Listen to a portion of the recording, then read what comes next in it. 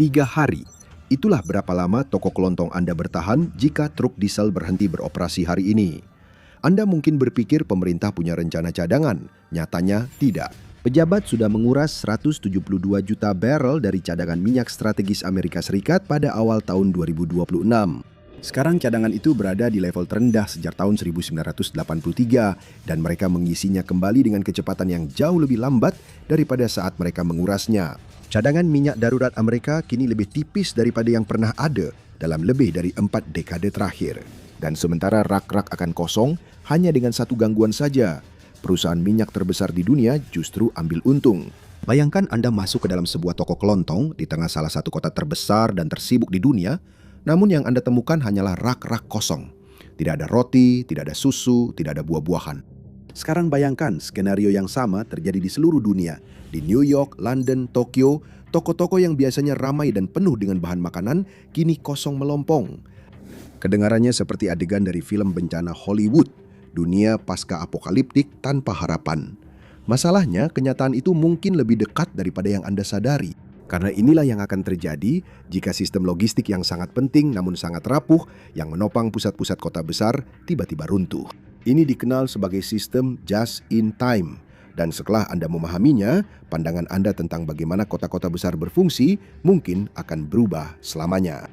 Kebanyakan orang berpikir ada gudang-gudang raksasa yang penuh dengan persediaan tak terbatas yang siap mengisi ulang rak-rak kosong di toko swalayan kapan saja. Kenyataannya sangat berbeda. Kota-kota modern bekerja seperti corong. Makanan dan kebutuhan sehari-hari masuk, langsung dibeli dan hilang secepat itu juga. Ini adalah sistem yang efisien tapi tidak tangguh. Sebagian besar kota besar hanya memiliki stok makanan yang benar-benar tersedia untuk sekitar 3-5 hari sebelum rak-rak menjadi kosong. Sisanya harus datang dengan truk-truk berat yang menempuh ratusan mil melintasi negara setiap hari. Dengan kata lain, tidak ada gudang rahasia yang siap menyelamatkan keadaan. Toko kelontong Anda tetap bertahan karena truk-truk terus datang setiap hari tanpa pernah gagal. Begitu truk-truk itu terlambat, terganggu, atau berhenti sama sekali, ilusi kelimpahan langsung lenyap dan semuanya cepat runtuh. Jika sistem just-in-time gagal, pusat-pusat metropolitan besar secara harfiah bisa kehabisan makanan dalam 72 jam. Itu lebih singkat daripada waktu yang dibutuhkan untuk sembuh dari flu biasa. Begitu roda-roda berhenti berputar, hitung mundur pun dimulai. Pada hari pertama, pengiriman yang seharusnya tiba gagal datang. Pada hari kedua, kepanikan lokal mulai menyebar. Para pembeli bergegas ke toko-toko terdekat dan memborong persediaan apapun yang bisa mereka dapatkan. Pada hari ketiga, semuanya sudah habis. Kita telah diajarkan untuk percaya bahwa hal seperti ini tidak mungkin terjadi. Kita percaya pada sistem, padahal seharusnya tidak. Setiap barang yang kamu beli, setiap makanan yang kamu makan, semuanya bergantung pada jaringan logistik yang sepenuhnya bergantung pada pasokan bahan bakar yang terus-menerus. Tanpa bahan bakar, makanan tidak bisa didistribusikan. Saat itulah orang-orang mencari cadangan, mekanisme pengaman, sistem darurat yang telah disiapkan oleh pemerintah untuk mengambil alih dan menyelamatkan keadaan. Dan memang ada, tapi sayangnya itu sudah dijarah. Pemerintah Amerika Serikat tidak buta terhadap risiko pada sistem logistik. Mereka menyadari bahwa jika suatu saat terjadi krisis minyak global atau kekurangan bahan bakar, jaringan transportasi bisa lumpuh dan jutaan warga Amerika akan terancam kelaparan. Jadi mereka membuat jaring pengaman, yaitu cadangan minyak strategis Amerika Serikat atau SPR. Cadangan ini berfungsi sebagai penyangga terhadap krisis pasokan bahan bakar, memastikan ada cukup cadangan minyak bumi untuk keadaan darurat agar kendaraan tetap berjalan dan jaringan transportasi tetap beroperasi. Negara-negara lain juga memiliki cadangan strategis serupa, tetapi Amerika Serikat selalu menjadi salah satu yang terbesar. Pada kapasitas penuh, cadangan ini dapat menampung 714 juta barel yang disimpan jauh di dalam gua-gua garam raksasa di bawah tanah di sepanjang pantai Teluk Texas dan Louisiana. Sekarang gua itu jauh dari penuh, bahkan setengahnya pun belum terisi. Pada akhir Juni 2026, SPR Amerika Serikat hanya menyimpan 330 juta barel, jumlah terendah dalam lebih dari 40 tahun. Anda harus mundur jauh ke tahun 1983 untuk menemukan cadangan yang sekosong ini. Selama beberapa dekade, pemerintah terus membangun penyangga darurat ini menimbun ratusan juta barel. Lalu, hampir dalam semalam, sebagian besar cadangan itu lenyap. Pada awal Maret, pemerintah mengizinkan pelepasan 172 juta barel. Ini adalah respons langsung terhadap perang di Iran yang menyebabkan harga minyak melonjak setelah militer Iran secara efektif menutup Selat Hormuz. 20% pasokan minyak dunia terhenti secara dramatis. Inilah situasi seperti ini yang menjadi alasan dibentuknya SPR. Pelepasan darurat besar-besaran ini berhasil memberikan sedikit bantuan jangka pendek bagi pasar energi global. Tetapi masalah terbesarnya bukan seberapa cepat cadangan itu habis, melainkan seberapa lambat pengisiannya kembali. Fisika dan ekonomi yang terlibat dalam mengisi kembali cadangan sebesar itu jauh lebih rumit daripada sekadar membuka katup untuk mengosongkannya. Para birokrat sedang berusaha membeli kembali minyak mentah dan memompanya kembali ke gua-gua garam di pesisir Teluk, tetapi mereka tidak melakukannya dengan cukup cepat. Tingkat pengisian ulang saat ini kira-kira 10 kali lebih lambat dibandingkan laju pengambilan 1 juta barel per hari yang terjadi pada tahun 2022. Ini seperti ada satu orang yang menguras danau menggunakan selang pemadam kebakaran, sementara orang lain mencoba mengisinya kembali dengan ember kecil. Angkanya tidak sebanding. Jika laju ini terus berlanjut, bisa memakan waktu bertahun-tahun untuk mengembalikan SPR mendekati kapasitas maksimumnya. Itu bukan berarti Amerika Serikat kehabisan minyak atau sepenuhnya kehilangan penyangga krisisnya, tetapi penyangga itu sekarang jauh lebih tipis dan lemah dibandingkan beberapa tahun yang lalu. Itu berarti margin kesalahan jauh lebih kecil dibandingkan beberapa dekade terakhir karena jaring pengaman penuh dengan lubang. Kita tidak perlu menebak atau memperkirakan apa yang akan terjadi selanjutnya. Kita sudah pernah melihat skenario yang persis sama seperti ini terjadi sebelumnya. Pada tahun 2022, Sri Lanka mengalami keruntuhan mendadak yang sangat parah yang membuat seluruh negara itu bertekuk lutut. Ketika cadangan devisa yang dapat digunakan negara itu turun mendekati nol, Sri Lanka pada dasarnya tidak mampu membayar utang luar negerinya sebesar 58,7 miliar dolar. Akibatnya, untuk pertama kalinya dalam sejarah, negara itu gagal membayar utang-utangnya. Untuk memperburuk keadaan, pemerintah Sri Lanka tidak lagi mampu membiayai impor barang-barang penting, termasuk makanan, bahan bakar, obat-obatan, dan pupuk. Hal ini menyebabkan kekurangan sumber daya penting di seluruh negeri. Secara harfiah, dalam semalam, pengiriman minyak bumi dan produk serta material lainnya terhenti. Jaringan distribusi nasional pun langsung runtuh hampir seketika. Tanpa bahan bakar, barang-barang tidak lagi bisa dipindahkan dari satu tempat ke tempat lain. Makanan membusuk di ladang karena tidak ada truk yang bisa mengangkutnya ke pasar dan toko kelontong. Tidak adanya pupuk juga berarti hasil pertanian mulai menurun. Orang-orang terpaksa menghabiskan waktu berjam-jam atau bahkan berhari-hari menunggu dalam antrean sepanjang bermil-mil untuk membeli sedikit bensin yang masih tersisa. Mereka juga harus menghadapi pemadaman listrik bergilir setiap hari yang berlangsung hingga 13 jam sekaligus karena tidak ada cukup bahan bakar untuk pembangkit listrik di negara itu. Sekolah-sekolah ditutup, rumah sakit menunda pengobatan dan operasi, harga barang kebutuhan pokok sederhana melonjak tajam. Pada September 2022, inflasi pangan dari tahun ke tahun telah mencapai angka yang mencengangkan, yaitu 94,9%. Biaya untuk satu makanan sederhana praktis menjadi 2 kali lipat hanya dalam 1 tahun. Rakyat Sri Lanka harus menghadapi biaya hidup dan bertahan hidup yang naik lebih cepat daripada mata uang yang mengalami hiperinflasi. Dan bukan berarti upah mereka juga ikut naik. Orang-orang tetap mendapatkan penghasilan yang sama atau bahkan lebih sedikit dari sebelumnya. Namun entah bagaimana, mereka harus membuat anggaran mereka cukup untuk memenuhi kebutuhan 2 kali lebih banyak. Lebih dari 6 juta warga Sri Lanka mengalami kerawanan pangan. Tidak yakin kapan atau dari mana makanan berikutnya akan datang. Lebih dari 60% rumah tangga terpaksa menggunakan strategi bertahan hidup, seperti melewatkan waktu makan atau makan dengan porsi lebih kecil agar bisa bertahan. Inilah sebabnya krisis bahan bakar dengan cepat berubah menjadi krisis pangan. Sri Lanka memberikan contoh sempurna tentang apa yang terjadi pada dompet Anda ketika pasokan bahan bakar terhenti. Ketika sebuah negara kehabisan bahan bakar, negara itu juga kehabisan makanan. Makanan apapun yang tersisa menjadi barang mewah dengan harga yang jauh lebih tinggi. Anda mungkin berpikir bahwa Sri Lanka adalah kasus yang unik, sebuah anomali, kejadian terisolasi akibat salah urus ekonomi di negara berkembang. Hal seperti ini tidak akan terjadi di dunia barat. Anda salah. Kerentanan sistemik yang sama yang menyebabkan krisis di Sri Lanka juga ada di Amerika Serikat, Inggris, dan negara-negara lain, terlepas dari status atau tingkat ekonomi mereka. Gagasan bahwa negara-negara kaya dapat mengurangi risiko mereka dengan beralih ke sistem yang lebih kuat dan lebih cerdas, pada dasarnya adalah keliru. Kita terus-menerus diberitahu bahwa teknologi baru akan segera memecahkan masalah terbesar kita, bahwa terobosan berikutnya akan membuat hidup kita lebih mudah, lebih aman, dan kurang rentan terhadap krisis. Teknologi seperti kendaraan listrik seharusnya menjadi solusi atas ketergantungan kita pada minyak. Setiap tahun semakin banyak kendaraan listrik di halaman rumah, semakin banyak SUV listrik di jalan raya, dan semakin banyak berita utama yang memprediksi akhir dari mobil berbahan bakar bensin. Era minyak sedang berakhir. Ini adalah mitos, dan datanya membuktikan itu. Ya, penjualan kendaraan listrik global memang meningkat dan bahkan memecahkan rekor di banyak negara. Ya, pemerintah sedang membuat rencana untuk menghapus bertahap kendaraan bermesin pembakaran dalam dan menawarkan insentif agar masyarakat membeli kendaraan listrik. Namun hingga Juni 2026, kendaraan listrik hanya mencakup 5% dari armada penumpang global dan hampir 0% di sektor angkutan berat seperti maritim dan penerbangan. Dengan kata lain, meskipun saat ini ada lebih banyak kendaraan listrik di jalan, sebagian besar digunakan oleh keluarga untuk perjalanan pagi dan berbelanja. Sangat sedikit dari kendaraan tersebut yang digunakan di sektor-sektor yang menopang masyarakat modern. Truk, pesawat, dan kapal yang memindahkan barang dari titik A ke titik B hampir sepenuhnya bergantung pada bahan bakar berbasis minyak bumi. Keadaan itu akan tetap seperti itu untuk masa mendatang. Sekitar 80% dari seluruh perdagangan global diangkut oleh armada maritim yang sangat besar, yang pada dasarnya merupakan urat nadi peradaban abad ke-21. Dan 99% dari armada itu membutuhkan minyak untuk bergerak. 1 mil saja.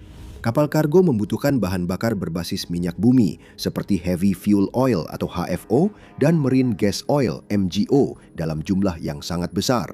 Gagasan untuk tiba-tiba mengalihkan mereka ke energi listrik adalah sebuah fantasi.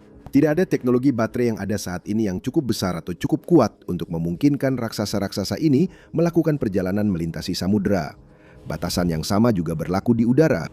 Pesawat kargo yang mengangkut barang bernilai tinggi atau pasokan yang harus segera dikirim, seperti obat-obatan, menghabiskan bahan bakar berbasis minyak bumi dalam jumlah besar. Tidak ada armada listrik yang siap menggantikan mereka. Ketika Anda memahami hal ini, bahaya sebenarnya dari krisis bahan bakar global besar menjadi semakin jelas terlihat.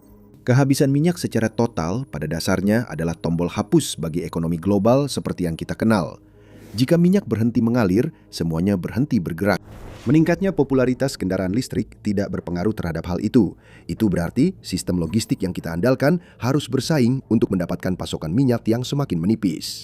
Seiring persaingan itu semakin intens, biaya energi akan mencapai titik kritis yang belum pernah terjadi sebelumnya.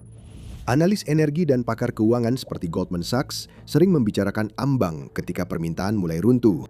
Akan ada titik di mana biaya suatu komoditas menjadi terlalu tinggi untuk dapat ditanggung oleh konsumen. Jadi mereka secara drastis dan permanen menyesuaikan perilaku mereka untuk mengurangi konsumsi komoditas tersebut. Pada titik itu, aktivitas ekonomi hampir selalu mulai menurun. Pembelian ditunda, perjalanan dikurangi, dan investasi melambat. Perusahaan riset dan konsultan Wood Mackenzie meyakini bahwa ambang batas penurunan permintaan untuk minyak berada di antara 125 hingga 150 dolar per barel. Begitu kita memasuki kisaran itu, semuanya berubah. Dan itu karena biaya energi yang sebenarnya dibutuhkan untuk memindahkan suatu produk secara fisik melintasi lautan, sepanjang rel kereta, atau di jalan raya, melebihi margin keuntungan dari produk itu sendiri. Bayangkan sebuah produk yang bergerak melalui rantai pasokan global. Produk itu harus diproduksi, dikemas, disimpan, dan dikirim ke seluruh dunia. Setelah itu, produk tersebut diangkut dengan truk ke gudang, dikirim ke toko, dan dijual kepada Anda. Setiap langkah memerlukan biaya. Selama bahan bakar tetap cukup murah, semuanya berjalan lancar dan semua orang mendapat keuntungan. Namun ketika harga bahan bakar melonjak, biaya transportasi menjadi lebih mahal. Jika biaya untuk memindahkan satu kontainer barang lebih mahal daripada nilai barang itu sendiri, maka mengirimkannya menjadi tidak masuk akal. Memang, perusahaan bisa menaikkan harga, tapi hanya sampai batas tertentu. Akhirnya, pelanggan berhenti membeli, penjualan mandek, dan produk tidak lagi bergerak. Saat itulah mesin ekonomi mulai macet. Bukan karena dunia kehabisan produk, tapi karena biaya untuk memindahkannya menjadi terlalu mahal. Fenomena ini tidak berhenti sampai di situ. Dampaknya menyebar ke seluruh lapisan masyarakat, terutama mempengaruhi kelas menengah dan kelas pekerja. Selama harga minyak bertahan di kisaran atau di atas 125 hingga 150 dolar, pertumbuhan PDB global akan menyusut. Dan tiba-tiba, barang-barang kebutuhan pokok yang dulunya murah dan mudah diakses, terasa seperti barang mewah. Keluarga-keluarga terpaksa berhitung di toko kelontong untuk menentukan apa yang bisa dan tidak bisa mereka beli. Stabilitas pekerjaan juga ikut terganggu. Ketika biaya energi melonjak dan menghabiskan sebagian besar pendapatan perusahaan, bahkan merek-merek besar dan mapan pun terpaksa mengurangi operasional mereka dan memberhentikan pekerja. Dalam sekejap mata, konsumen rata-rata terjebak di antara kenaikan biaya hidup dan ketidakpastian pendapatan. Semua kenyamanan dan kemudahan gaya hidup modern mereka direnggut. Fondasi kokoh dari sistem yang selama ini mereka andalkan digantikan oleh landasan yang semakin goyah. Dan ketika kita memikirkan skenario ini, satu pertanyaan jelas muncul. Kenapa Amerika Serikat tidak menggunakan minyaknya sendiri saja? Sejujurnya, itu sama sekali tidak akan berhasil. Amerika Serikat sering dipuji sebagai raksasa di sektor energi dengan tingkat produksi domestik dan ekspor yang mencapai rekor tertinggi dalam beberapa tahun terakhir. Mudah untuk berasumsi bahwa ladang minyak di Texas dan New Mexico seharusnya bisa menyediakan bahan bakar yang lebih dari cukup untuk melindungi pasar domestik, bahkan saat terjadi kelangkaan global. Tapi kenyataannya tidak begitu. Jika Anda hanya membaca judul-judul berita, Anda akan berpikir bahwa Amerika memiliki kemandirian energi, produksi minyak yang memecahkan rekor, industri fracking yang sedang booming, dan tidak lagi bergantung pada negara lain untuk menjaga perekonomian tetap berjalan. Kenyataannya jauh lebih rumit. Meskipun memproduksi minyak dalam jumlah rekor, Amerika Serikat masih mengimpor minyak mentah berat dalam volume besar setiap hari. Kedengarannya seperti kontradiksi sampai Anda melihat bagaimana infrastruktur minyak Amerika sebenarnya bekerja. Tidak semua minyak mentah itu sama. Anggap saja seperti sebuah spektrum. Di satu ujung ada minyak mentah berat, kental, lengket, dan penuh dengan kotoran.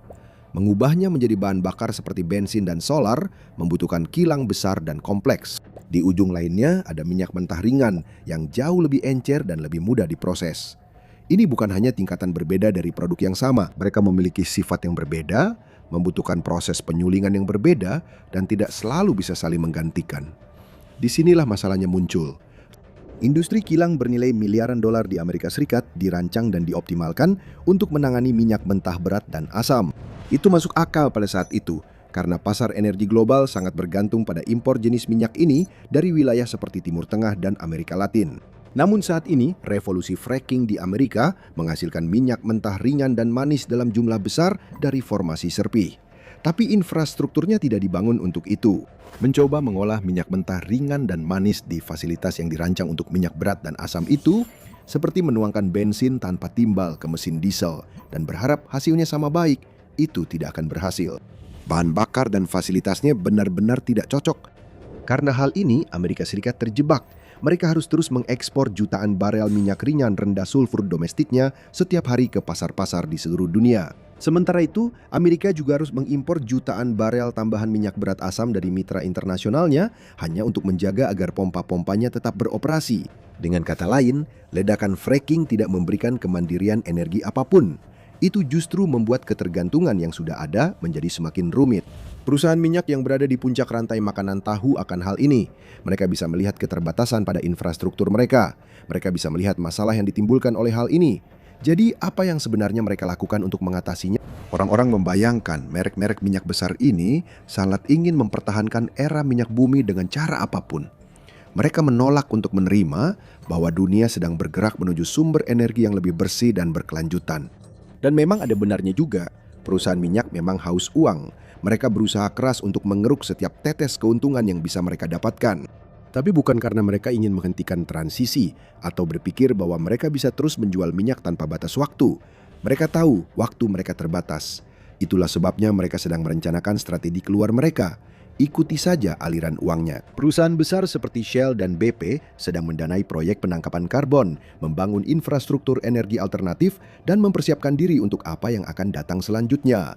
Uang yang dulu digunakan untuk mencari ladang minyak baru dan memperluas kapasitas pengeboran, sekarang dialihkan untuk membangun fondasi sistem energi berikutnya. Mereka tidak melakukan ini karena kebaikan hati mereka. Ini bukan upaya altruistik untuk menebus kesalahan masa lalu dan berperan dalam menyelamatkan planet ini. Ini adalah cara bagi perusahaan-perusahaan yang sama yang telah mendominasi sektor energi selama puluhan tahun untuk mempertahankan monopoli mereka selama mungkin. Mereka menyadari bahwa sistem yang saat ini bergantung pada minyak bumi itu cacat, tidak berkelanjutan, dan sedang melaju kencang menuju kehancuran. Mereka tahu bahwa titik ketika permintaan mulai runtuh pada akhirnya akan terlewati dan tidak akan ada jalan kembali dari sana. Pada titik itu, minyak akan menjadi tidak dapat diekstraksi secara fisik atau ekonomi, atau bahkan keduanya. Akibatnya, raksasa minyak seharusnya tak lagi relevan. Namun jika mereka membeli cukup banyak infrastruktur generasi berikutnya sejak awal, mereka bisa secara efektif mengunci sistem di mana kita masih bergantung pada perusahaan-perusahaan besar yang sama, hanya dalam bentuk yang berbeda. Itulah realitas geopolitik yang sedang muncul. Perusahaan minyak membantu membangun dunia di mana masyarakat modern beroperasi dengan margin yang tipis, di mana kita bergantung pada cadangan kecil dan hanya memiliki persediaan makanan serta bahan bakar untuk beberapa hari saja. Sekarang ketika jaring pengaman itu terus terkikis dan persediaan berada di titik terendah dalam beberapa dekade, para pelaku industri yang sama sedang memposisikan ulang diri mereka untuk menghadapi apa yang akan terjadi selanjutnya. Bukan dengan meninggalkan sistem, tetapi dengan memilikinya. Namun sementara semua orang fokus pada krisis bahan bakar, ada indikator lain bahwa kita mungkin berada di titik kritis ekonomi. Kami jelaskan semuanya di Bukan Minyak yang harus Anda perhatikan, tapi Jepang. Atau klik video ini.